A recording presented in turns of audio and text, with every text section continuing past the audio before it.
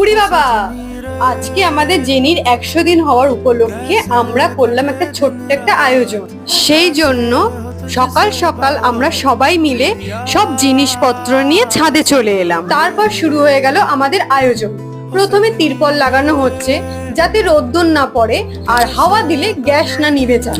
এবার আমরা সবজিগুলোকে কেটে ধুয়ে রান্না করতে বসে গেলাম। আজকের আমাদের ফার্স্ট মেনু হলো চানা মশলা। চানা মশলা বানানোর জন্য আলুর মধ্যে টমেটো ছোলা দিয়ে নাড়িয়ে নিলাম। এরপর হলুদ গুঁড়ো, লঙ্কার গুঁড়ো এবং বিভিন্ন রকমের মশলা দিয়ে দিলাম। রান্না করতে করতে সবাই মিলে আড্ডা মারছিলাম এবং মজা করছিলাম। তার মধ্যে ময়দা মেখে লুচি ভেজে তৈরি করে ফেললাম পরের মেনু।